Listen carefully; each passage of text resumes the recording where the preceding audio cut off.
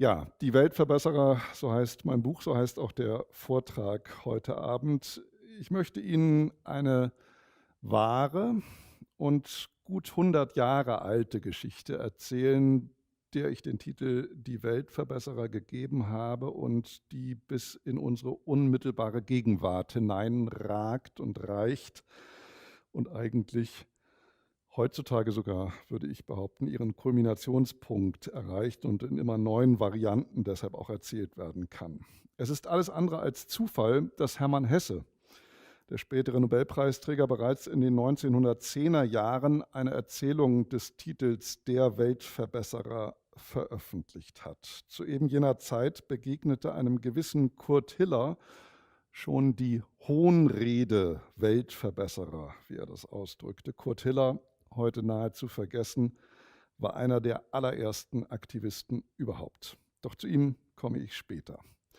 Lassen Sie uns erst einmal kurz gemeinsam auf den gerade ausklingenden Monat schauen. Im Juni 2025 hatte die bekannteste Aktivistin weltweit, die ja ein geradezu erlöserinnenhafter Nimbus umgibt, Greta Thunberg, einen weiteren ihrer vielen großen Auftritte. Sie, die 2019 medienwirksam im Segelboot den Atlantik überquert hatte, um auf die UN-Klimakonferenz zu gelangen. Sie, die es im selben Jahr 2019 geschafft hatte, was vorher noch niemand geschafft hatte, gleich zweimal innerhalb eines Jahres Covergirl des Time Magazine zu sein, posierte nun 6 Jahre später im Juni 2025 mit Palästinensertuch und Flagge am Bugspriet der Madeleine, also dort, wo früher Segelschiffe ihre Galionsfiguren hatten. Der Turn sollte sie und einige höchst zweifelhafte Mitstreiter diesmal übers Mittelmeer nach Gaza führen, doch das erhoffte Pfingstwunder blieb aus. Bevor das Segelschiff Madeleine die Seeblockade durchbrechen konnte, auf welchen rein symbolischen Akt das gesamte Unternehmen angelegt war, die Hilfslieferungen, die man an Bord hatte zur Linderung des humanitären Leids im Gazastreifen, waren verschwindend wenige, stoppte es die israelische Marine und ließ die 22-jährige Greta Thunberg auf schnellstem Wege und unter wiederum größter medialer Anteilnahme sowie Ausblendung aller sonst üblichen Flugscham, schwedisch Flugstorm, zurück in ihre Heimat gelangen. Naturgemäß brachte dieses Aufbringen der Madeleine vor der Küste des Gazastreifens die Anhänger Greta Thunbergs sehr auf. Zumindest diejenigen, die von der Existenz des Prisenrechts noch nie gehört hatten. Das war aber nicht das einzige aktivistische Knallbonbon, wie ich derlei mit dem Philosophen Ludwig Marcuse nennen möchte. Die neuerdings unter dem Namen Neue Generation firmierende vormalige letzte Generation machte in diesem Juni auch auf sich aufmerksam, als sie ganz auf der Linie Greta Thunbergs das berühmte Bruderkuss-Graffiti auf der Berliner Mauer mit dem blutroten Schriftzug Stop Genocide bepinselte. Das Ganze stand unter dem Hashtag Palestine Rising und sorgte naturgemäß seinerseits wieder für die erwünschte sozialmediale Empörung. Wutpinkel hat der gerade erwähnte Ludwig Marcuse die Aktivisten seiner Zeit in den 1960er Jahren genannt. Das ist natürlich ein polemischer Begriff, aber er fasst ganz gut, was es mit den Aktivisten von Anfang an in der Mehrzahl der Fälle und bis heute auf sich hat. Im Wort Wutpinkel verbindet sich ja nämlich der feine Pinkel mit einem gehörigen Maß Furor. Im Sommer 2022 setzte die österreichische Schriftstellerin Stefanie Sargnagel einen Tweet ab, den sie kurz danach wieder aufgrund eines aufziehenden Entrüstungssturms löschte. Ein schlechtes Zeichen, denn es zeigt, dass der Aktivismus, so gern er selbst Kritik an anderen übt, seinerseits nicht allzu kritikfähig ist, was man ihm unbedingt ankreiden muss. Was hatte Stefanie Sargnagel überhaupt getwittert? Ich zitiere: Lese so Instagram-Aktivismus-Aufforderungen von so Ärztekindern, Waldorfschülerinnen wie diversifiziere, wem du followst und ich will mich einfach nur erschießen. Dieses oberflächliche, selbstgefällige, passiv-aggressive, erzieherische Aktivismusverständnis ist einfach zu abgehoben. Zitat Ende. Ich musste an diesen rasch wieder gelöschten Tweet denken, als ich 2023 einen Instagram-Post der Verkehrswende-Aktivistin Katja Diehl sah, die ihrerseits gerade einen Shitstorm ereilt hatte. Auf dem Selfie sieht man eine nachdenkliche Person, eben jene Katja Diehl, und dazu den Satz: Hab satt, stark sein zu müssen, Shitstorms zu durchstehen, wo ich doch einfach die Welt verbessern will. So ein Shitstorm ereilt mittlerweile eine jede und einen jeden. Selbst das Bürgertum ist nach Meinung eines derzeit hoch oben in den Bestsellerlisten rangierenden Buches ein, ich zitiere, Scheißbürgertum. Der Autor dieser Schmähschrift, Shitbürgertum, Ulf Poschardt, auch er wäre mit Ludwig Marcuses Wort als Wutpinkel zu adressieren. Der Herausgeber der Zeitung Die Welt wettert besonders gern gegen den Elfenbeinturm, in welchem er Alljäne wähnt, gegen die er politisch sehr viel einzuwenden hat, darunter sehr viele Aktivisten. Dass der Anti-Aktivismus heute mit der Metapher Elfenbeinturm operiert, ist nicht ohne Ironie für mich. Der Philosoph Ludwig Marcuse, wie gesagt, auch er ein erklärter Gegner der Aktivisten, die er die geistigen Offiziere seiner Zeit nannte. Dieser Ludwig Marcuse verteidigte vor Jahrzehnten noch ausdrücklich sein angestammtes Recht, im Elfenbeinturm ganz ungestört sitzen zu können, sich also nicht permanent engagieren und gegen was auch immer protestieren oder Petitionen unterschreiben zu müssen. Marcuse störte sich an der um das Jahr 1967, 68 herum gebräuchlichen attackierenden Wendung im Elfenbeinturm sitzen. Denn für ihn schwang darin eine Unterstellung mit, die lautete: Du hast für die Nöte deiner Mitmenschen nichts übrig. Marcuse wollte das auf keinen Fall gelten lassen, sich derart aktivistisch verleumdet zu sehen. Er formulierte deshalb den schönen Aphorismus: Der Elfenbeinturm ist heute überfüllt mit Aktivisten. Sie sitzen dort aktiv. Anders ausgedrückt, es besteht nachgerade eine Pflicht, sich aktivistisch zu gerieren, und sei es auch, siehe das Beispiel Ulf Poschardts, anti-aktivistisch. Denn auch das etwas hyperventilierende Schreiben gegen den Aktivismus kann seinerseits aktivistische Züge tragen, wie man eben am Beispiel dieses Publizisten ablesen kann. Sie verstehen vor diesem Hintergrund vielleicht, warum ich meinem 2022 erschienenen Buch Die Weltverbesserer den Untertitel »Wie viel Aktivismus verträgt unsere Gesellschaft« gegeben habe. Es wird Sie womöglich überraschen, dass hier so viel von der Literatur und der Philosophie die Rede ist, wo es doch um so scheinbar Handfestes wie Aktivismus geht. Doch auch das hat seine Gründe, wie ich Ihnen im Folgenden zeigen möchte.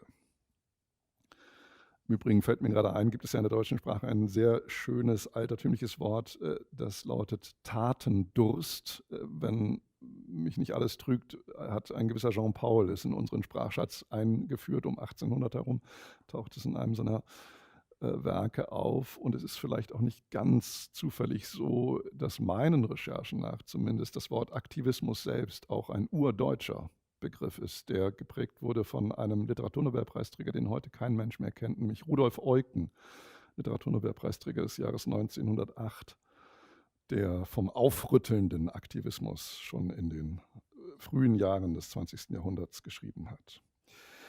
Manchmal scheint die Literatur ja über nahezu prophetische Gaben zu verfügen. Im Jahre 1989 veröffentlichte die amerikanische Schriftstellerin Joy Williams, die als ökologisch stark engagiert gilt, die Kurzgeschichte The Last Generation, letzte Generation, wie die Kurzgeschichte in der 2023 erschienenen deutschen Übersetzung heißt, erzählt von jungen Menschen, die das Ende aller Tage gekommen sehen und nicht dabei sein wollen, wenn die Erde ausgelöscht wird. Jetzt leben wir im 21. Jahrhundert, lässt die Schriftstellerin Joy Williams darin eine Figur sagen, dem Jahrhundert der Zerstörung. Die Erde gibt es seit 4,6 Milliarden Jahren und es dauert vielleicht nur noch 50 Jahre, um sie auszulöschen. Wir brauchen uns gar nicht mehr zu küssen. Wir sind die letzte Generation. Man kann das die Vorwegnahme der Realität durch die Fiktion nennen. Vielleicht, wer weiß, hat sich die letzte Generation ja sogar nach dieser Erzählung von Joy Williams benannt. Ihre Shortstory war 2023 nicht das einzige belletristische Werk, in dem die letzte Generation auftrat. Der Aktivist Raphael Thelen, Mitglied eben dieser letzten Generation, vordem Journalist, legte im Sommer jenes Jahres 23 mit Wut einen Roman aus dem Innenleben der Klimabewegung vor. Und Ulrich Wölk problematisierte in seinem Roman Mitsommertage, auch dieser Roman erschien in dieser Zeit 2023, das Demokratieverständnis derer, die den Verkehr blockieren und die der nah am Volksmund siedelnde Boulevard Klimakleber getauft hat. Jeder hat die Bilder vor Augen, wie Polizisten ihre Finger und Handballen mit Spachtel und Speiseöl vom Straßenbelag lösten. Sie nennen sich Klimaaktivisten, schon klar. Ich habe sie aber für mich, ihrem 2-jährigen Hauptauftrittsort entsprechend, Asphaltaktivisten getauft. Ihren vorläufigen Höhepunkt in Sachen Heiligsprechung erlebte die letzte Generation, als 2023 die dänische Autorin Madame Nielsen vor Schülerinnen und Schülern in Potsdam als Rhapsoden dieser Bewegung ihr Langgedicht „Denn ihr Letzten seid jetzt auch die Ersten" anstimmte.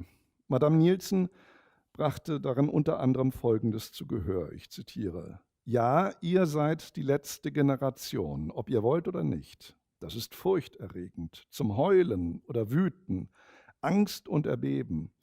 Und gleichzeitig seid ihr aber auch die erste Generation, für die kein bloß passives Mitleiden, für die kein weiter mit dem Strom dahinschwimmen möglich ist.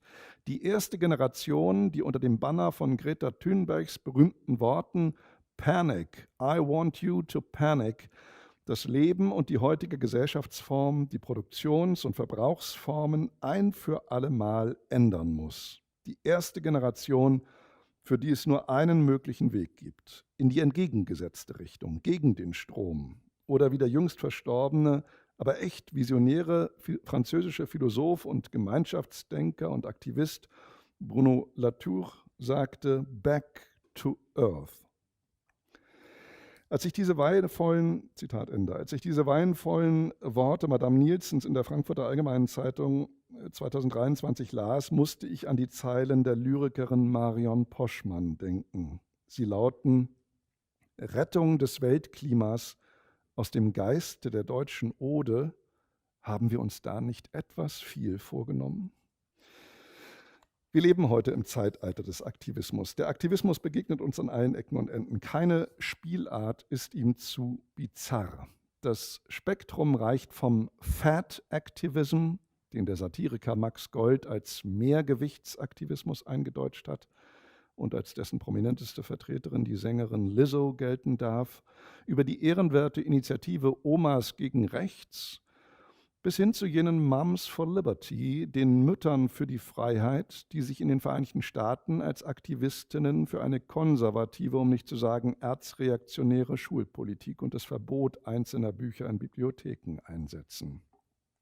Bücher, die sie für zu fortschrittlich halten.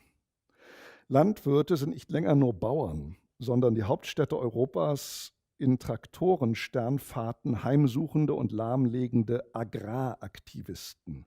Sozialarbeiter sind neuerdings Armutsaktivisten. Auf dem Börsenparkett bewegen sich aktivistische Investorinnen und Investoren. Erinnerungsaktivisten stürzen Denkmäler vom Sockel. Sprachaktivisten arbeiten an der Umgestaltung unseres Hauptverständigungsmittels. Transaktivistinnen haben vor ein paar Tagen erst in Österreich erfolgreich erwirkt, also Transgender-Aktivisten, dass ein Beitrag der Autorin Gertraud Klemm aus einer feministischen Anthologie entfernt wurde, als deren Special Guest eben jene Gertraud Klemm vorher noch angekündigt worden war. Der Vorwurf, Gertraud Klemm sei eine TERF bzw. Fahrt. Das sind Abkürzungen, die immer nur eingeweihten Kreisen auf Anhieb etwas sagen, deshalb übersetze ich nochmal kurz. Steht einerseits TERF für Trans-Exclusionary Radical Feminist, beziehungsweise FAT ist ausbuchstabiert die feministische Aneignung radikaler Transphobie. Vor den Attacken einer Handvoll Aktivisten knickte ein österreichischer Verlag also ein. Man kann das nur noch sarkastisch kommentieren. Das erste Opfer im Kampf gegen das Patriarchat, um den es in diesem Buch geht, ist ausgerechnet eine Frau. Das alles zeigt aber auch, Aktivisten sind die Bewusstseinsgroßindustriellen unserer Tage. Besser, man legt sich schnell einen aktivistischen Firmennamen zu. Eine Handwerkerin firmiert auf Instagram als Möbelaktivistin. Und auf einem LinkedIn-Profil kann man die Selbstbezeichnung konzeptioneller Aktivist für ein besseres Morgen lesen. Die sogenannten Artivisten des indonesischen Kunstkollektivs Taring Padi, Motto Art, Activism, Rock'n'Roll, ließen zusammen mit anderen die Documenta 2022 zu einer Aktivista werden. Und wer sich noch erinnert, im Februar vergangenen Jahres, also im Februar 24, veranstaltete eine Gruppe, die damals auf der Documenta 15 auch vertreten war, aus Havanna, Kuba, das Instituto Artivismo Hannah Arendt, eine 100-stündige Lesung in Berlin im Hamburger Bahnhof aus Hannah Arendts Elemente und Ursprünge totalitärer Herrschaft. Sollte also das komplette Buch gelesen werden. Diese Veranstaltung von Artivisten oder Aktivisten wurde wiederum ihrerseits gestört durch andere Aktivistinnen und Aktivisten, die sehr störend dadurch auffielen, dass sie vor allen Dingen andauernd antisemitischen Parolen in die Veranstaltung brüllten. Daraufhin war die Veranstaltung so stark gestört, dass sie aufgelöst werden musste und nicht zu Ende geführt werden konnte.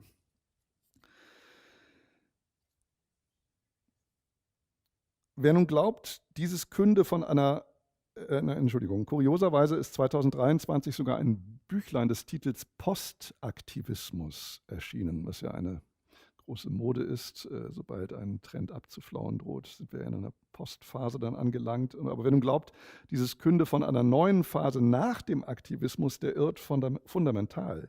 Vielmehr erklärt sein Verfasser Philipp Maywald, kein Scherz, den Zusammenhang von Kompostierung und Aktivismus. Der nigerianische Philosoph und Poet Bayo Akomolafe entwickelte demzufolge 2015 die Idee vom Compost-Activism, mit dem Komposthaufen als zentralen, nämlich mystischen, ja raunenden Ort.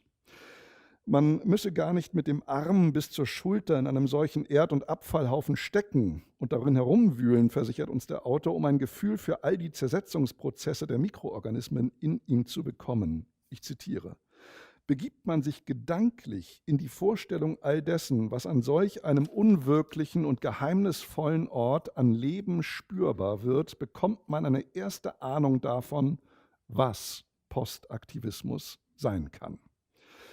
Als ich das las, wurde mir klar, dass das Schild Humus ist Humanität, das ich einen Klimaaktivisten in München einmal hochhalten habe sehen, vielleicht doch gar nicht so rätselhaft ist, wie ich vermeinte.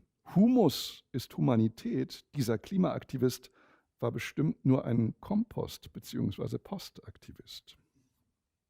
Mit anderen Worten, es gibt sie Sonderzahl, die Aktivistinnen und Aktivisten. Die Vereinten Nationen laden sogar seit Jahr und Tag junge Aktivistinnen und Aktivisten ganz offiziell zum Young Activists Summit, zu einem Gipfeltreffen der Aktivisten also ein. Wehe aber, man meldet leise Kritik an den Methoden und Taktiken des Aktivismus an. Der Fernsehmeteorologe Özden Terli twitterte 2023 wutschnaubend, die Kritiker der offenbar sakrosankten Klimaaktivisten seien selbst Zerstörungsaktivisten. Selbst das Kabarett geriert sich in jüngster Zeit aktivistisch. Um ihre Solidarität mit den Klimaaktivisten kundzutun, hielten in Österreich vor nicht allzu langer Zeit ein paar namhafte Kleinkünstler und Schauspieler das Banner KabarettistInnen for Future in die Höhe. Im Sommer 2023 dann stürmten Mitglieder der letzten Generation die Jedermann-Premiere der Salzburger Festspiele. Und da ihr Aktivismus auch tatsächlich Thema der neuen Inszenierung war, rätselten nun nicht wenige Besucher, ob die aktivistische Intervention womöglich Teil des Regiekonzepts und also alles andere als ein Störfall gewesen sein könnte oder was es jetzt wirklich damit auf sich hätte. Angesichts der Omnipräsenz des Aktivismus, seiner Wirkmacht und auch seiner Aggression möchte man Peter Handke für einen weltfremden Träumer halten. In seinen jüngsten Notizbüchern Innere Dialoge an den Rändern schreibt Handke: ein friedlich um sich schauender, der ideale Aktivist. Gut, aber Handke hat ausweislich seines 2023 erschienenen Buches Die Ballade des letzten Gastes sowieso nichts am Hut mit dem Aktivismus, schreibt der Nobelpreisträger darin doch: verliebt in alle Mystik, die Träumer des Mittelalters, was waren das noch für andere Leute als die Aktivisten der modernen Zeiten? Einige von Ihnen werden sich an eine Szene aus dem März vergangenen Jahres erinnern. Am 8. März 2024 zerstörte eine pro-palästinensische Aktivistin im Trinity College von Cambridge ein Gemälde aus Protest gegen das militärische Vorgehen der Israelis im Gazastreifen. Das Bild, das sie dort in Cambridge attackierte, dessen Leinwand sie erst mit einem Teppichmesser zerschlitzte und dann mit roter Farbe besprühte, dieses Bild war ein Porträt des einstigen britischen Außenministers Arthur James Balfour. Die symbolische Aktion hatte eine klare Aussage. Balfour ist der Politiker, der in Großbritannien mit der Gründung des Staates Israel in direkte Verbindung gebracht wird. Während des Ersten Weltkriegs hatte dieser Balfour als britischer Außenminister in einem Schreiben an den britischen Zionisten Lionel Walter Rothschild zugesichert, das Vorhaben einer nationalen Heimstätte für Juden in Palästina zu unterstützen. Die Balfour-Deklaration bahnte bekanntlich den Weg für die Gründung des Staates Israel 1948. Der folgte die Nakba, die Flucht und Vertreibung von rund 700.000 Palästinensern. Die Gruppe Palestine Action nun veröffentlichte auf Instagram und X ein in rasender Geschwindigkeit x-fach geklicktes und geteiltes Video, auf dem die junge Bilderstürmerin in Aktion zu sehen war. Ich rufe Ihnen diese Szene ihrer historischen Pointe wegen. Man könnte auch sagen, ihrer Mehrfachkodierung wegen in Erinnerung. Das attackierte Balfour-Porträt entstand im Jahr 1914. Just in jenem Jahr 1914, in dem die Frauenrechtlerin und feministische Aktivistin Mary Richardson in der Londoner National Gallery mit einem Schustermesser Diego Velázquez' Aktgemälde Venus im Spiegel zerschnitt. Der aktivistische Protest der Suffragetten von 1914 hatte ausgerechnet an einem 8. März, am Internationalen Frauentag, manche sagen auch Frauenkampftag, eine Reprise durch heutige Aktivistinnen erfahren. Ob bewusst oder unbewusst, lässt sich dabei nicht sagen. Ebenso ungeklärt ist, ob jene Klimaaktivisten der Gruppe Just Stop Oil, die im Herbst 2023 abermals das längst wieder restaurierte und durch Glas gesicherte Gemälde Venus im Spiegel von Diego Velázquez in der Londoner National Gallery attackierten, wussten, ob andere Aktivistinnen über 100 Jahre vor ihnen schon einmal auf eben dieses Bild losgegangen waren. Vielleicht ist das Ganze als insgeheime Verbeugung heutiger Klimaaktivisten vor ihren feministischen Vorgängerinnen zu lesen. Ich fürchte allerdings, dass dem nicht so ist. Denn wenn mich Diskussionen mit Aktivistinnen und Aktivisten in den vergangenen Jahren eines gelehrt haben, dann dieses: Sie haben kaum eine Ahnung von ihrer eigenen Geschichte. Von Geschichte allgemein, das zeigen die Irrwege der vormals als Ikone gefeierten, nun tief gestürzten Greta Thunberg. In den letzten Monaten scheinen sie generell nicht allzu viel zu begreifen. Ein Zyniker könnte es so formulieren, dass sich der von Greta Thunberg, der heiligen Johanna der Schulhöfe, angeführte klimaaktivistische Kinderkreuzzug von Fridays for Future ausgerechnet im Nahostkonflikt komplett verrannt hat, ist nur folgerichtig, wenn man bedenkt, wohin der sagenumwobene Kinderkreuzzug von 2012 führen sollte: ins Heilige Land. Ich möchte heute insbesondere über den allgegenwärtigen Klimaaktivismus reden, und das aus zwei Gründen. Einmal, weil er die mit Sicherheit drängendste politische Herausforderung unserer Zeit benennt, dann aber auch, weil sich an ihm gewisse Probleme oder, sagen wir neutraler, Fragen in puncto Selbst- und Demokratieverständnis zeigen lassen, die mir bedenkenswert erscheinen. Im Sommerplan 2023 der schon angeführten letzten Generation findet sich ein bemerkenswerter Satz. Andernorts ausgesprochen etwa vom stellvertretenden bayerischen Ministerpräsidenten Hubert Aiwanger auf dem Volksfestplatz in Erding, hat er Stürme der Entrüstung hervorgerufen. Aber niemand nahm seltsamerweise Anstoß daran, als ihn Klimaaktivisten exakt so auf ihrer Website schrieben: Wir holen uns die Demokratie zurück. Weiter heißt es in diesem Text der letzten Generation: Wir holen uns die Demokratie zurück, jene Demokratie, die sich uns aufdrängt, die in den Startlöchern steht und nur darauf wartet, gelebt zu werden. Jene Demokratie, die das Potenzial hat, uns aus der Todesspirale herauszuführen. Welchen Begriff, so frage ich mich, welchen Begriff von Demokratie hat der Klimaaktivismus? Raphael Thelen, ein Mitglied der letzten Generation, hat mit Wut, ich habe es schon erwähnt, im Sommer 2023 einen Roman aus dem Herzen der Klimabewegung veröffentlicht. Der ehemalige Journalist erkennt bei aller Deckungsgleichheit in der Formulierung gleichwohl große Unterschiede zwischen der letzten Generation und einem Hubert Aiwanger, also einem Vertreter der Freien Wähler. Als ich ihn im Interview fragte, was er dazu sagen würde, dass die letzte Generation sich genau exakt der Worte bedient, die Populisten von rechts wie links benutzen, antwortete er mir, ich zitiere: Wir appellieren an die Regierung, wir hetzen nicht. Was Aiwanger da macht, geht ganz auf Kosten von Minderheiten und demokratischer Errungenschaften. Es gibt einen Unterschied zwischen unserer Bürgerlichkeit, die letzte Generation ist eine im Kern sehr bürgerliche Bewegung, und einem Populismus, der versucht, Stimmung zu machen und aufzupeitschen. Wir treten einfach nur für ein Update der Demokratie ein, das überfällig ist. Was steht hinter solchen diffusen Formulierungen? Es ist an der Zeit, die Figur des Aktivisten näher zu beleuchten.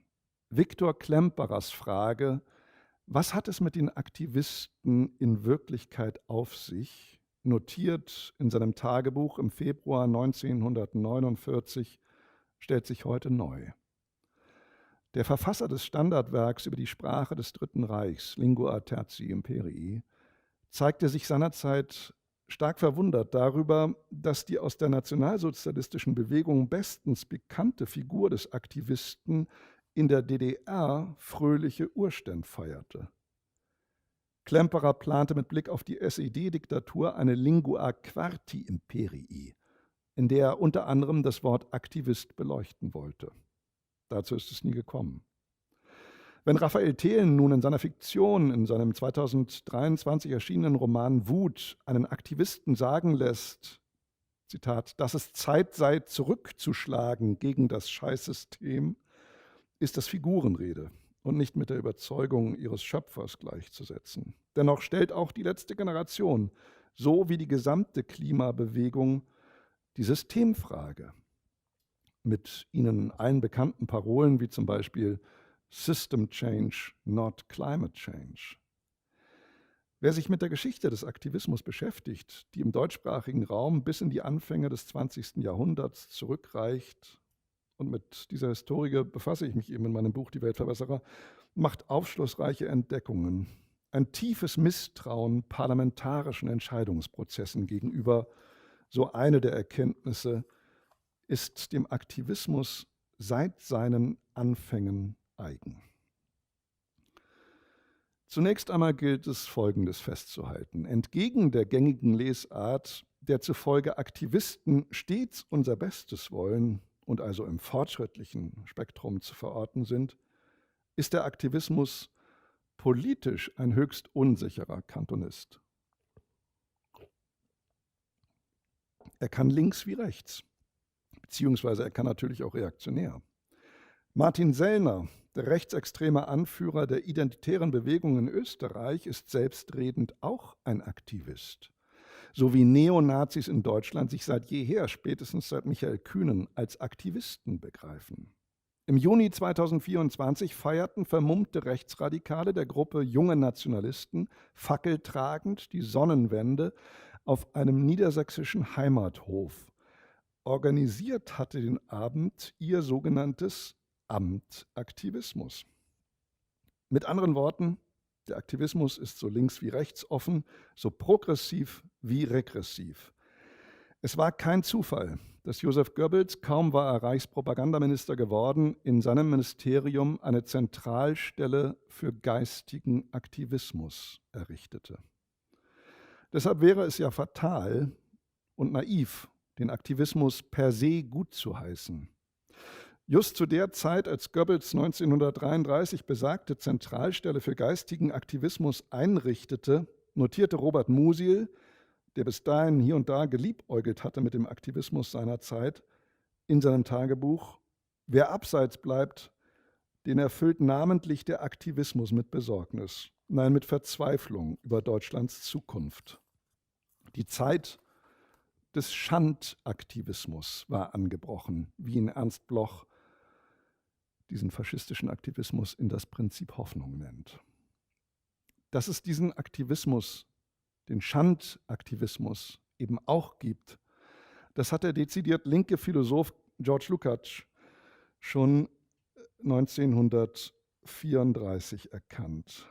Lukács schrieb damals, dass der Aktivismus zwar als Opposition von einem verworrenen, anarchistisch-bohämhaften Standpunkt aus natürlich eine mehr oder weniger energische Tendenz gegen rechts hat. Viele seiner Vertreter seien politisch mehr oder weniger links eingestellt gewesen. Aber, und nun kommt das für Lukács Entscheidende, die Bewegung ist seiner Meinung nach anschlussfähig in beide Richtungen. Gerade an den zu seiner Zeit virulenten aktivistischen Strömungen macht Lukács fest, dass hier die Fäden deutlich werden, die sich ideologisch von einer bestimmten extrem links eingestellten Intelligenz zum Faschismus ziehen. War Lukács etwa ein früher Vertreter dessen, was wir heute Hufeisentheorie nennen? In der Tat muss man an unsere Gegenwart denken, wenn er über den romantischen Antikapitalismus der aktivistischen Bewegung damals schreibt. Ich zitiere: Eine Kritik des Kapitalismus, zusammengebraut aus Abfällen des romantischen Antikapitalismus, kann dabei sehr leicht in eine Kritik der westlichen Demokratien umgebogen werden. Georg Lukács hatte seine Gründe, warum er als Linker den Aktivisten gegenüber so skeptisch auftrat.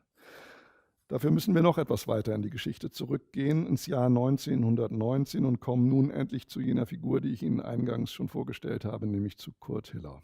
1919 fand in Berlin der erste und vorläufig auch letzte gesamtdeutsche Aktivistenkongress statt. Gesamtdeutsch deshalb, weil auch österreichische Aktivisten dazu hätten anreisen sollen, Leute wie der Schriftsteller Robert Musil zum Beispiel, aber auch solche wie der Wiener Robert Müller, der Gründer einer aktivistischen Geheimgesellschaft namens Katakombe. Was dann aber nicht geschah, die Züge fuhren angeblich nicht. Die Bahn war also damals schon an vielem schuld.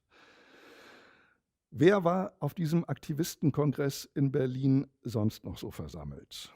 Ein trauriger Haufen von ungefähr 150 Menschen, einige Frauenrechtlerinnen unter ihnen, frühe Feministinnen wie Helene Stöcker, homosexuellen Aktivisten wie Magnus Hirschfeld, vor allem aber Friedensaktivisten, Pazifisten, die aus der Menschheitskatastrophe des Ersten Weltkriegs kamen. Das Interessanteste an diesem gesamtdeutschen Aktivistenkongress ist sein Schlusskommuniqué. Der verabschiedete vorläufige Dogmenkatalog des Aktivismus, so hieß er, ist ein eindrucksvolles Dokument antidemokratischen Denkens. Unter Punkt 4 der Schlusserklärung des gesamtdeutschen Aktivistenkongresses findet sich dieser Passus: Das demokratisch-parlamentarische System lehnen wir ab. Die politische Gleichberechtigung jedes mit jedem ist ein Axiom, das nur dazu dient, die Umwandlung der bestehenden Gesellschaftsordnung in eine vernünftige hinauszuzögern. Das sind bemerkenswerte Sätze, die man heute in abgewandelter Form auch von Klimaaktivisten hört. Luisa Neubauer setzt öffentlich Demokratie und Zeit in Opposition zueinander. Sie sagt, der Klimanotstand lasse uns schlicht nicht mehr die Zeit, im parlamentarisch-demokratischen Prozess Maßnahmen zur Verhinderung der Klimakatastrophe zu beschließen. Die nicht minder apokalyptisch gestimmte letzte Generation fordert Notfallsitzungen sowie einen Gesellschaftsrat und Losverfahren, um von den Aktivisten favorisierte Entscheidungen zu beschleunigen. Schließlich skandieren sie auf Demonstrationen eben gern System Change, not Climate Change. Systemwechsel wohin? Welches System genau wird angestrebt? Die Auskünfte bleiben schwammig. Meist läuft es auf eine Ablehnung des bestehenden Systems hinaus, auf Kritik am fossilen Kapitalismus. Was ist das anderes als, um auf Georg Lukács zurückzukommen, romantischer Antikapitalismus? Romantischer Antikapitalismus wird auch heute in eine Kritik der westlichen Demokratien umgebogen. Es ist heute so wie damals. Ich habe darüber mit Raphael Thelen gesprochen. Er ist, wie viele andere Klimaaktivisten, von der Vernünftigkeit seiner Gesellschaftsvorstellungen tief durchdrungen. Raphael Thelen zeigt sich immerhin fest davon überzeugt, dass es, Zitat, eine große demokratische Legitimität braucht für den schnellen, den massiven Umbau unserer Lebensweise und bringt im Gespräch die Idee einer dritten Kammer neben Bundestag und Bundesrat ins Spiel. Ein beratendes Gremium aus 160 gelosten Bürgerinnen und Bürgern, das mit Hilfe von Experten Empfehlungen erarbeitet. Das ist das, was auch gern Gesellschafts- oder Bürgerrat genannt wird. Dessen Empfehlungen, dessen Vorschläge würden dann den Volksvertretern zur Abstimmung gegeben und könnten unter Aufhebung des Fraktionszwangs, so Thelen wörtlich, abgenickt werden. Der Abgeordnete als Abnicker. Man versteht, dass die Aktivisten sich damit kaum Freude machen unter den gewählten Repräsentanten des Volkes mit dieser Idee von Bürgerräten oder Kammern. Genauso seltsam waren die Vorstellungen der letzten Generation mit Blick auf die Europawahl 2024, für die sie als sogenannte sonstige politische Vereinigung antrat, um das Parlament aufzumischen. An parlamentarischer Arbeit, so hoben die Vertreter der letzten Generation im Vorfeld dieser Europawahl hervor, läge ihnen gar nichts. Sie könnten sich aber vorstellen, über Nacht mal alle Abgeordnetenstühle aus dem Straßburger Parlament zu räumen, um so Abstimmungen zu verunmöglichen. Das Wahlergebnis sprach dann Bände. Die letzte Generation vereinigte gerade einmal 104.386 Stimmen auf sich. Nur 0,3% aller Wahlberechtigten wollten sie im EU-Parlament sehen. Auch diese Geschichte entbehrt nicht einer historischen Pointe.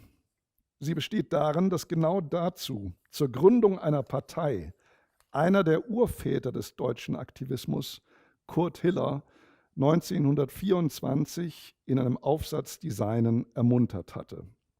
Kurt Hiller war übrigens auch, das habe ich gerade vergessen zu sagen, derjenige, der diesen gesamtdeutschen Aktivistenkongress überhaupt in Berlin einberufen hatte. Die neue Partei oder Politik der Synthese war dieser Text von Kurt Hiller überschrieben 1924, in dem Hiller, der 1919 eben bereits den erwähnten gesamtdeutschen Aktivistenkongress einberufen hatte, für die Gründung eines Tatenbundes plädierte. Hiller, der lange geglaubt hatte, es reiche, die bestehenden Parteien mit aktivistischen Ideen und Anregungen zu durchsäuern, warb in der aktivistischen Szene nun 1924 für einen solchen Zusammenschluss und er scheute das Pathos überhaupt nicht, Tempelbau. Partei, dies Wort mag verbraucht, mag besudelt und zerfressen sein, vor fäulnis stinken. Ohne dies Ding Partei gibt es keine Änderung, so Hiller. Wir brauchen Änderung, wir brauchen folglich Partei. Der Aufsatz von 1924 ist deshalb heute so lesenswert, weil er ein Zeugnis tiefgreifender aktivistischer Demokratieskepsis ist, die sich auch in zahlreichen Äußerungen von Extinction Rebellion-Mitgliedern manifestiert.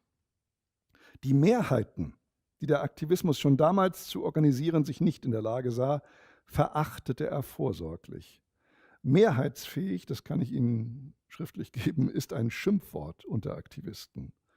Dem Interesse des Volkes ist am besten gedient, wenn nicht die Mehrheit, sondern die Gesellschaft der sittlich und geistig Besten in ihm herrscht. Die demophilste Staatsverfassung ist die aristokratische, so Kurt Hiller 1924. Dieses aristokratische Selbstmissverständnis kennzeichnet meines Erachtens auch den heutigen Aktivismus zu seinem eigenen Schaden. Hiller nannte sich und die Seinen Aristoi, also Adlige, Edle, die Elite. War es Zufall, dass Luisa Neubauer als Lützerath-Besetzerin so grimmig wie ostentativ die knallgrüne Neuauflage von Hans Jonas Das Prinzip Verantwortung als Bibel der Klimabewegung in die Kameras hielt? Ich glaube nicht. Nur eine Elite hatte der Philosoph Hans Jonas darin 1979 verfügt. Nur eine Elite könne ethisch und intellektuell die von uns angezeigte Zukunftsverantwortung übernehmen. Sie allein könne jene außerordentlichen Zumutungen, die eine Umschaltungs- und Erhaltungspolitik mit sich bringen wird, durchsetzen.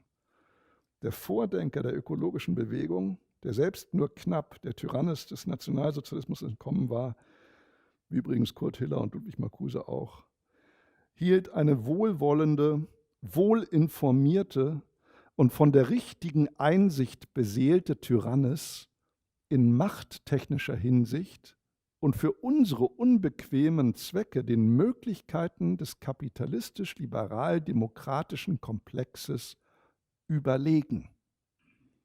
Das sind die Passagen, die Robert Habeck 2020 in seinem Nachwort zu Recht als totalitaristisch brandmarkte. Hans Jonas schwärmte von den Vorteilen totaler Regierungsgewalt, wörtliches Zitat. Sie nämlich, diese totale Regierungsgewalt, ermögliche es, dem Sozialkörper, sprich der Gesellschaft, das Unpopuläre aufzuerlegen. Jonas weiter: Das schließt Maßnahmen ein, die das Eigeninteresse der Betroffenen sich spontan nicht auferlegt hätte, die demnach, wenn sie gar die Majorität träfen, im demokratischen Prozess schwer zum Beschluss gebracht werden könnten. Solche Maßnahmen sind aber eben das, was die drohende Zukunft verlangt und immer mehr verlangen wird. Von der Fridays for Future-Ikone Luisa Neubauer vernimmt man nichts zu solchen Passagen. Sie zitiert lieber den ökologischen Imperativ Hans Jonas, der ja unleugbar richtig ist. Handle so, dass die Wirkungen deiner Handlung verträglich sind mit der Permanenz echten menschlichen Lebens auf Erden. Was man von Luisa Neubauer auch oft hört, ist das Wort Angst. Sie habe Angst vor der Zukunft. Da folgt sie Hans Jonas ganz konsequent. Denn Hans Jonas hatte im Prinzip Verantwortung geschrieben, man solle mit Blick auf die Zukunft immer das schlimmstmögliche Szenario annehmen. Er nannte das etwas hochtrabend Heuristik der Furcht. Diese Heuristik der Furcht ist voll durchgeschlagen bei der letzten Generation. Schauen Sie sich deren Instagram-Videos mal an. Kaum eines kommt aus ohne den Satz, ich habe Angst. Nun wird niemand Luisa Neubauer und Raphael Thelen absprechen wollen, dass sie jene Grundgesetz-Ultras sind, als die sie sich bekennen. Fast möchte man sie mit Dolf Sternberger als Verfassungspatrioten bezeichnen. So oft, wie sie den Verfassungsbruch der vormaligen deutschen Bundesregierung in Sachen Klimaschutz beklagt haben und so oft sie sich auch selbst auf Demonstrationen als VerfassungsschützerInnen titulieren. Dann aber hat man wieder jenen millionenfach geklickten Vandalenfilm von der Farbattacke der letzten Generation auf Dani Karawans Glasskulptur Grundgesetz 49 vom März 2023 vor Augen, den als Ausweis von Respekt vor dem Beschmierten zu deuten, man sich dann doch schon arg anstrengen muss. Scrollt man durch die ach so sozialen Medien, kann man bei manchen Aktivisten schon den Eindruck gewinnen, dass sie den Erhalt der Lebensgrundlagen über die Wahrung der demokratischen Entscheidungsprozesse stellen. In seinem eingangs erwähnten Roman Mitsommertage lässt der Berliner Schriftsteller Ulrich Wölk eine Klimaaktivistin sagen, kein Wert kann höher eingestuft werden als das Überleben der Menschheit, auch die Demokratie nicht. So ein Satz spreche nun nicht gerade für Verfassungstreue, aber ich halte es für grundfalsch, die Aktivisten, so wie das Nachrichtenmagazin Der Spiegel in seiner Titelgeschichte vom Sommer 2023 als die neuen Staatsfeinde zu bezeichnen. Die Ironie besteht ja vielmehr umgekehrt darin, dass der Aktivismus mit der Klimabewegung ein Maß an Staatsfrömmigkeit erreicht hat, das einzigartig ist.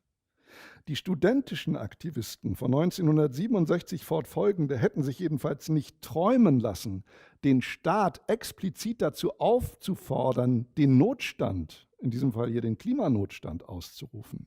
Gegen Notstandsgesetze protestierte man seinerzeit lieber. Mir kommt bei all dem ein Wort von Reinhard Götz in den Sinn, das dieser in seinem Buch Kronos auf die Friedensbewegung der 80er Jahre münzte. Staatsverbesserung. Die Aktivisten von heute sind tatsächlich als Weltverbesserer recht brave Staatsverbesserer. Der schwedische Humanökologe und Aktivist Andreas Malm hat mit seinem Buch Wie man eine Pipeline in die Luft jagt 2020 ein Manifest der vielen Manifeste aus der klimaaktivistischen Bewegung vorgelegt. Es lohnt sich darin heute noch einmal zu blättern und damit komme ich auch allmählich zum Ende. Es geht ja heute in Teilen der aktivistischen Szene genau um die Frage, die Malm so formuliert. Wann also eskalieren wir? Ist Gewalt gegen Sachen, Sachbeschädigung der nächste Schritt? Gern wird sich auf den uralt linken Noam Chomsky berufen. Jeder vernünftige Mensch wird zugeben, dass es im Prinzip Umstände gibt, unter denen ziviler Widerstand und sogar Sabotage legitim sind. Das Recht auf zivilen Widerstand ist in der deutschen Verfassung Artikel 20 verankert. Die Frage bleibt, gibt es hier wie beim Klima eine Art Tipping Point, also einen Punkt, an dem die Sache kippt und auch vor Gewalt gegen Menschen nicht mehr zurückgeschreckt wird? Im Moment sehe ich für dieses schlimmstmögliche Szenario Klimaterrorismus oder Klima-RAF keine Anzeichen. Aber gänzlich ausschließen kann man es nicht, dass sich Teile der Bewegung, und sei es aus Verzweiflung, radikalisieren. Die Köpfe der Ende-Gelände-Bewegung, die hauptsächlich an der Tagebaukante agieren, Bagger und Schaufelräder besetzen und demolieren, wollen jedenfalls weiter, jenseits von bürgerlichem Staat, parlamentarischer Demokratie und kapitalistischer Logik agieren. So schreiben Sie es in Ihrem Buch Shut Shit Down von 2022. Andreas Malm schreibt in seinem Buch zwei wichtige Dinge. Zum einen geht es um die neuen Aporien der Avantgarde, wie man sie mit Hans Magnus Enzensberger nennen könnte. Die Aktivistinnen wollen voranschreiten, jedoch weder zu weit von der breiten Masse der Bewegung entfernt, was zu ihrer Isolierung führte, noch in deren Mitte oder Rücken, was ihre Mission ja gänzlich unnötig machte. Sie müssen darauf gefasst sein, von so manchen verleumdet zu werden, alles andere wäre ein Beweis ihrer Wirkungslosigkeit, und zugleich Taktiken vermeiden, die allzu viele Menschen abschrecken würden. Der Balanceakt einer jeden wirkmächtigen Vorhut. Das ist der eine wahre Satz bei Malm. Der andere lautet, das moralische Kapital, das die Klimagerechtigkeitsbewegung über die Jahre hinweg angehäuft hat, könnte mit einem Schlag entwertet oder zunichte gemacht werden. Nämlich dann, so Malm, wenn sich ein Teil der aktivistischen Szene entscheiden sollte, massiv Gewalt anzuwenden. Trete das ein, dann wäre ein sozialer Wendepunkt erreicht, der dem Klimaaktivismus extremen Schaden zufügen und einen Großteil seiner Wirkmacht kosten würde. Im April 2023 ist ein Buch des Titels Aktivist erschienen. Muss mit Doppel-S. So krampfhaft das Wortspiel, so uneinleuchtend auch der dahinterstehende Imperativ. Ist der Aktivismus wirklich etwas, bei dem jeder mit muss? Natürlich nicht. Journalisten müssen schon gar nicht. Und ich hielte es für fatal, wenn die Grenzen zwischen Journalismus und Aktivismus verschwimmen. Journalisten agitieren nicht, sie berichten. Sie beobachten kritisch, wie sich die Lage darstellt. Sie ordnen etwas ein. Es klingt wie eine Beschwörung, wenn die letzte Generation in ihrem Sommerplan 2023 schreibt, die Gesellschaft erhebt sich. Der Augenschein und die Demoskopie sagen etwas ganz anderes. Der Zuspruch zu ihren Aktionen sinkt signifikant, die Unterstützung in der Bevölkerung nimmt ab.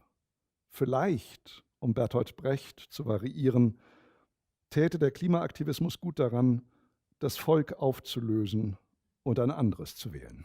Vielen Dank.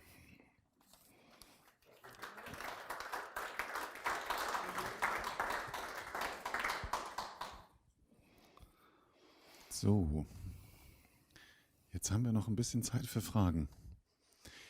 Ich hätte eine Menge.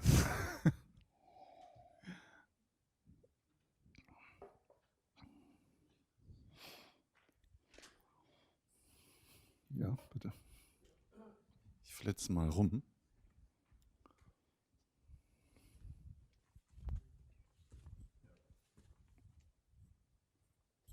Ja, mich würde mal interessieren, die Unterscheidung zwischen Aktivisten, so Hardcore-Aktivisten und Bürgerinitiativen, die also, ich würde mal sagen, nicht so verbohrt sind auf ein Ziel, sondern bestimmte handfeste Interessen haben, die sie auch vielleicht noch selbst betreffen. Ne? Also Ja. eigene Betroffenheit und nicht weit raus zielende Veränderung der Welt. Ne? Also Ja. die Breite des Ansatzes. Ne? Ja, da bin ich Ihnen sehr dankbar für die Frage, weil diese Differenzierung in der Tat sehr wichtig ist. Es gibt diese beiden Formen oder mindestens diese beiden Formen. Ich habe jetzt in der Kürze der Zeit auch nicht alles ausführen können, was ich mich bemühe, in diesem Buch differenziert darzulegen. Es ist gar keine Frage, dass der, ich sage jetzt mal zum Beispiel nachbarschaftliche Aktivismus, der in der kleinen Gemeinde irgendetwas verändern möchte, der Asthma-Aktivismus von Betroffenen oder so etwas Verschiedenes ist von einem Aktivismus, der weite Teile der Gesellschaft für irgendetwas mobilisieren möchte. Und ebenso muss ich auch noch mal immer betonen, weil mir das gerne unterstellt wird von Leuten, die etwas hineinlesen möchten in mein Buch. Ich bin ein großer Freund und schreibe das auch darin, der Aktivistinnen und Aktivisten, die sich in Unrechtsregimen gegen diese Regierungen engagieren. Also das ist aber etwas wirklich ganz stark zu unterscheidendes von einem Aktivismus in demokratischen Gesellschaften wie unserer. Also ich bin groß geworden, ist erwähnt worden, 72 geboren. Eines meiner prägenden Erlebnisse war 1989, also die Revolutionen in Ost- und Mitteleuropa. In China hat es angefangen im Juni, damals mit den Panzern. Das waren bewundernswerte Aktivistinnen und Aktivisten, die gegen dieses Regime aufgestanden sind. Und zwar unter Lebensgefahr, wie wir alle wissen. Und viele sind leider fürchterlicherweise dabei zu Tode gekommen. Das ist etwas wirklich ganz anderes als der doch recht wohlfeile Aktivismus in unseren Breiten, der so grassiert und der unter keinerlei Gefahr stattfindet, in der Mehrzahl der Fälle zumindest nicht. Und deshalb also würde ich da auf jeden Fall Wert legen auf diese Differenzierung, die Sie ansprechen. Ja, ich hätte auch eine Frage zu der Gruppierung. Ja, also einen Innenblick in Aktionismusgruppen. Haben Sie den gewinnen können oder ist das auch eher Mutmaßung? Beruht das auf Mutmaßung? Wie organisieren die sich? Gibt es da Strukturen in diesen Gruppierungen? Ich meine, Sie sprachen davon, dass im Moment sich eher abzeichnet ein Abflachen dieser Bewegungen. Da scheint ja dann irgendetwas zu bröckeln. Und das hat ja wahrscheinlich etwas damit zu tun, dass die Stabilität dieser Gruppierungen nicht sehr groß ist, was wiederum darauf schließen lässt, dass die Organisationsstruktur halt nicht richtig funktioniert. Kann man dazu etwas sagen? Ja, man könnte auch den Verdacht äußern, dass das mit der Finanzierung dieser Bewegungen zu tun hat, die phasenweise sehr gut war und möglicherweise jetzt nicht mehr so stark stattfindet wie ehedem.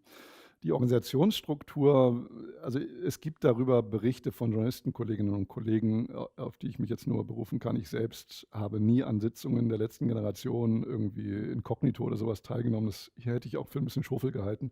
Ich habe mit denen viele Diskussionen nach der Veröffentlichung meines Buches führen dürfen und habe im Zuge dieser Diskussion so einiges auch erfahren.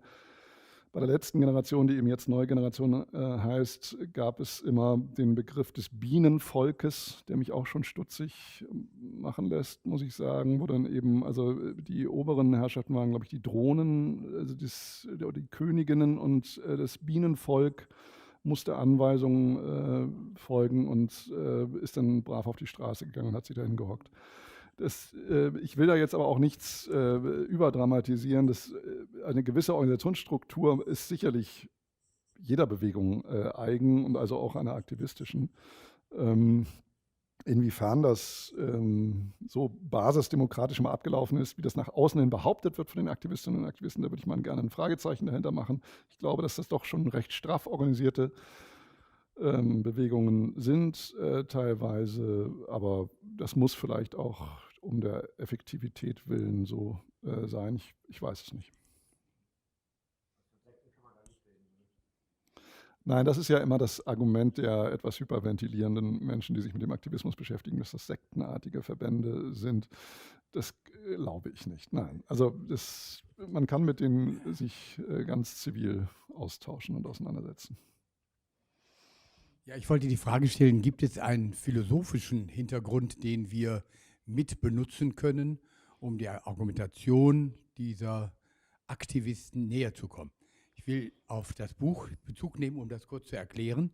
Der Nida Rümelin hat ja den digitalen Humanismus beschrieben und fragt sich, was wir da neu schaffen an Robotern, ob sie so intelligent geschaffen werden, wie sie intelligent sein dürfen, um nicht eigene Lebewesen zu werden. Und da gibt es den schönen Film Robots, der 2004 gedreht wurde. Kennen Sie ihn? Nein, leider nicht. Ganz lustig. Dass also dort ein ganz reicher Mann, so ähnlich wie der Musk, heute als Hausroboter gebaut hat. Und so hat also die Welt ganz viele Hausroboter. Und dieser Film spielt dann in Chicago 1935. Und nun ist also ein Entwickler des Roboters umgebracht worden.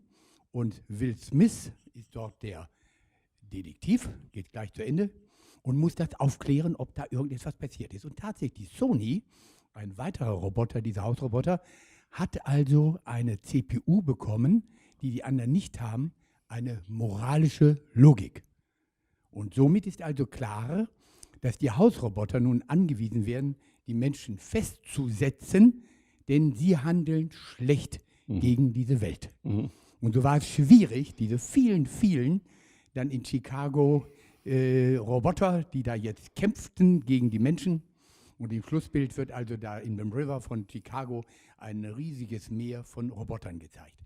Also die Frage stelle ich jetzt, ob dieser Utilitarismus, also der Nutzen, der hier maximiert werden soll, eine brauchbare und nette Philosophie ist und auch, glaube ich, für die Aktivisten eine ist, weil sie sagen, wir müssen doch die Welt an diesem Kipppunkt endlich retten. Und dann kann ich sagen, wo Sie immer den Kant nehmen, nein, ich nehme mal was anderes. Wie stehen Sie dazu? Also Sie meinen, dass der Aktivismus digitale oder robotermäßige Unterstützung erfährt. Habe ich das richtig begriffen jetzt, was Sie meinen? Nida Rümelin hat also die Filmwirtschaft genommen, Ja. um zu sagen, seht, da haben andere schon mal darüber nachgedacht, Ja. wenn Roboter, jetzt sind wir also nicht unsere Menschen, die Ich verstehe. aktiv werden, Ja. sondern eine moralische Logik, die dort eingebaut wurde. Aber jetzt frage ich Sie mal zurück, würden Sie denn einem Martin Luther King eher folgen, wenn er eine Rede hält, oder einem Roboter, wenn er vor Ihnen steht? Nein, er hat ja das Thema gar nicht, darum geht es gar nicht. Sondern ich wollte Sie jetzt fragen, wenn wir philosophisch an das Thema herangehen, Ja. warum ist der Utilitarismus nicht auch eine schöne Philosophie, etwas zu begründen für mein Handeln? Ja, aber also mein Punkt wäre jetzt tatsächlich eher darauf abzuheben, dass ich diesen ganzen digitalen Fantasien immer sehr misstrauisch begegne, weil ich glaube, dass Veränderung in der Welt immer angestoßen wird von Menschen tatsächlich. Und das ist ja auch eben, das kann man nicht, Kurt Hiller hat nicht ohne Grund Jesus Christus den großen Aktiven von Nazareth genannt. Die Überzeugungskraft ist einfach eine ungleich größere, wenn Menschen reden, als wenn irgendwelche von Menschen ersonnenen Maschinen versuchen, irgendwas in gewisse Richtungen zu lenken. Also da würde ich jetzt einfach immer... Lehrstühle für Maschinenethik gibt es inzwischen. Da wird das also genauso diskutiert, zu sagen, wie viel machen wir. Aber jetzt nochmal, unsere Menschen, die sich aufkleben lassen. Sie haben die Philosophie, ich mache Nutzenmaximierung Regierung mit meiner Aktion. Ist doch vernünftig. Kann doch keiner bestimmen. Das kann ja jeder gerne so halten, wie er will, nur darf er nicht damit rechnen, dass er da vielleicht gleich große Massen hinter sich bringt. Und das ist ja eben das Ziel jedes Aktivismus. Ja. Mhm. Ob da die philosophischen Linien sich gegenseitig bekämpfen und sagen, also so geht's nicht. Philosophen an die Macht. Dann hätte ich noch eine Frage. Gerne. Mich würde interessieren, ob Sie die Wechselbeziehungen zwischen Parteienpolitik und Aktivisten mit angeschaut haben in Ihrem Buch und bei Ihren Recherchen. Ich habe den Eindruck, wir erleben schon seit einigen Jahren so ein bisschen so etwas wie eine Aktivierung der klassischen Parteienpolitik und zuweilen doch auch Vereinnahmungen oder wohlwollende Übernahmen von der einen oder anderen Initiative. Haben Sie das genauer untersucht? Naja, also die Partei der Grünen ist eine einzige aktivistische Gründung aus verschiedenen Strömungen. Das ist die Anti-Atomkraftbewegung, die Umweltbewegung, natürlich die feministische Bewegung ganz stark. Und andere Strömungen des Aktivismus haben sich da gebündelt und tatsächlich dann Ende der 70er, Anfang der 80er Jahre ist für den richtigen Schritt gehalten, zum Glück in die Parteipolitik zu wechseln, weil man auf aktivistischem Wege, das war die damalige Erkenntnis, auch wenn sie vielleicht nicht so explizit ausgesprochen wurde, aber es muss die Erkenntnis gewesen sein, andernfalls hätte es diese Parteiengründung niemals gegeben. Man muss einfach sich im parlamentarischen Prozess einbringen und versuchen, da Mehrheiten zu gewinnen. Übrigens, ich habe ja gerade gesagt, dass dieses Adjektiv mehrheitsfähig ein Schimpfwort ist unter Aktivistinnen und Aktivisten. Joschka Fischer, eines der Urgründungsmitglieder der der Grünen bekanntermaßen, hat mal ein Buch mehrheitsfähig genannt, genau weil er weiß.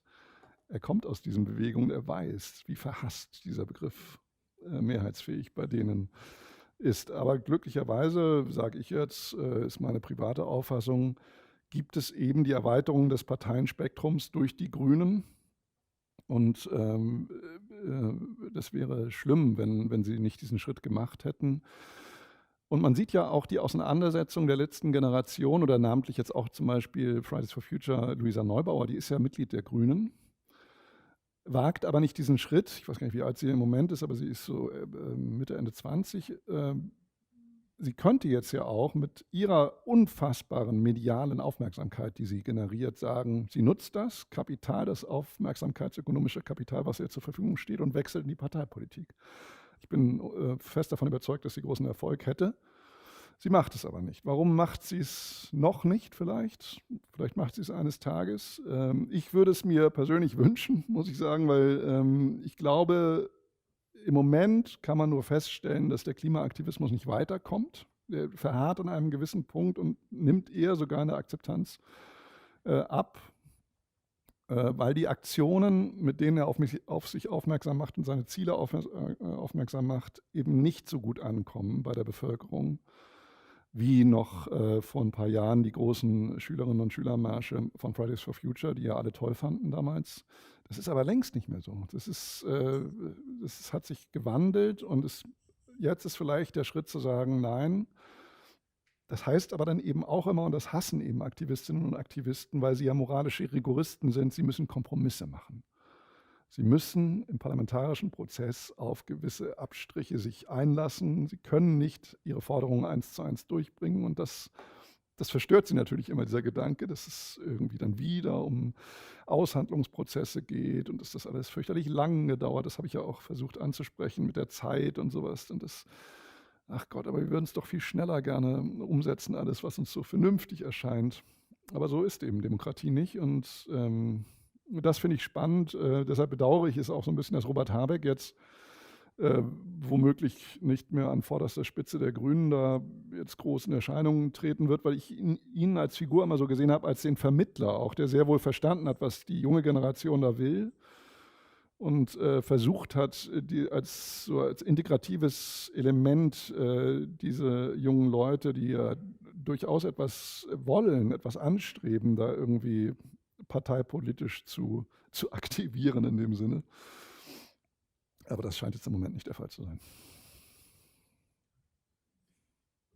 Sie haben ja eben die Grünen schon angesprochen. Das ist auch, wie gesagt, eine Sache, die mir auch so einfiel. Und mir fallen dann noch so Leute ein wie die von Greenpeace, Ja. die ja nun auch weltweit ständig irgendwelche Aktionen starten und doch sehr etabliert sind, meiner Meinung nach, und auch genügend Unterstützer haben. Oder auch hier innerhalb von Deutschland zum Beispiel diese Sache Foodwatch, die auch, meine ich, immer mehr Mitglieder kriegt. Also es gibt ja auch durchaus Sachen, wo die Bevölkerung dann doch hintersteht, wenn man sie nicht vergnatzt mit auf einer großen Kreuzung irgendwie alles blockieren oder so. Ja, Naja. aber die Greenpeace-Aktionen, also die ich auch als Kind mitbekommen habe, die waren ja gänzlich anderer Natur. Also diese Attacken auf Walfänger oder so etwas, das ist ja etwas gänzlich anderes, weil das Ziel da auch so klar benannt ist und eine diffuse, doch eher sehr diffuse Attacke auf den Straßenverkehr, bei dem man im Zweifel dann eben auch die erwischt, die einem wohlgesonnen sind. Prinzipiell, da wird es dann schon ungleich schwerer. Aber ja, Greenpeace, natürlich ist das immer noch ein großer Name. Jennifer Morgan, die ehemalige Chefin von Greenpeace Deutschland, war ja jetzt auch Staatssekretärin 3,5 Jahre lang unter Annalena Baerbock im Außenministerium. Ob sie jetzt viel da hat erreichen können, mache ich auch mal ein Fragezeichen dahinter. Ich habe mit ihr kürzlich noch ein Interview führen dürfen bei uns in der Sendung. Also da war sie noch auf dem letzten Klimagipfel, klang dann auch eher so, ich sage jetzt mal vorsichtig, verhalten optimistisch, was die Durchsetzung ihrer Ziele anbelangt.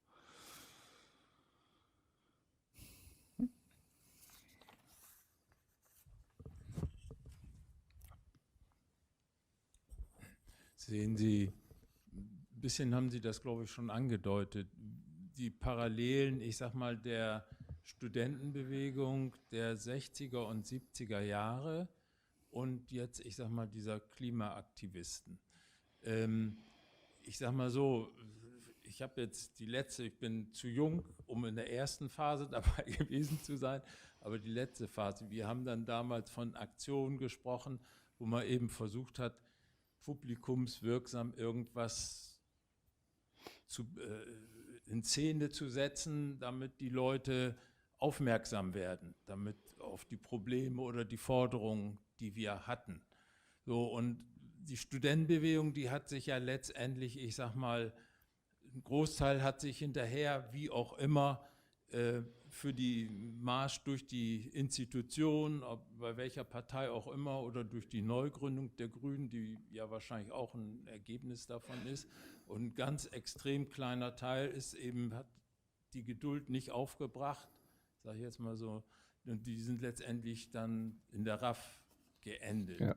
So, und uns ging es ja damals um, wie soll man sagen, das war ja Bewältigung noch der Nazi-Zeit und um demokratische Forderungen. Inwieweit muss man, und gewisse Parallelen könnte ich da bei den Klimaaktivisten jetzt auch sehen. Und Sie haben das ja schon gesagt. Wenn man das vom Club of Rome aus betrachtet, der das ja schon, wie lange ist das her, 50 Jahre oder 72 sowas? Ja. Inwieweit ist das wirklich ein Argument, das Zeitargument? Weil ja viele davon reden, dass eben irgendwann ja, so ein Kipppunkt fürs Klima kommen kann oder auch nicht. Ja. Weil keiner weiß es so genau. Oder müssen wir einfach sagen, okay, in unserer Gesellschaft, wenn wir nicht in der Lage sind, etwas zu verändern auf demokratischen Wege, dann müssen wir das einfach akzeptieren.